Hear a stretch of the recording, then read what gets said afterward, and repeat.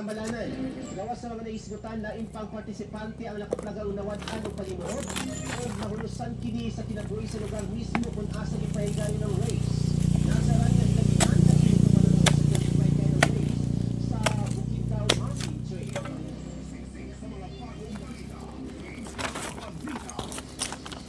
Nagyabihan karong adlaw sa DepEd Davao City ang buwan ng Wikang Pambansa 2025. Mga paglinang sa Filipino at natutulong wika nakasaysayan sa pagkakaisa ng bansa.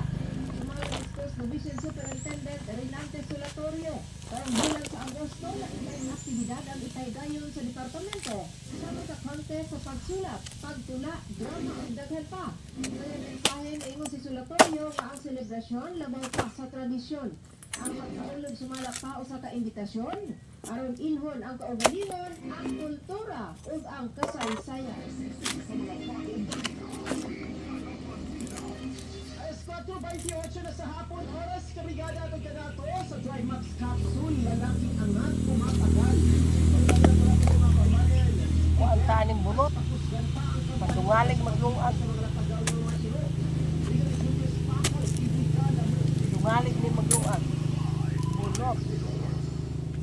Tungkol sa gitamusgan nga ang anti-rabies campaign sa syudad, ito January hanggang June 2025, wabot na sa 83,336 kamay rogiring ang nabakunahan sa City Veterinarian's Office. Sumala pa ng City Veterinarian's Office Officer in Charge, Dr. Jim Payar.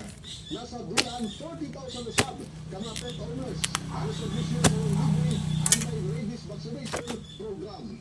Gawa sa pagbakuna sa mga irogiring, masapos ganda sa City Vet ang pagdakot sa mga napagawa ng mga iro sa lakmang.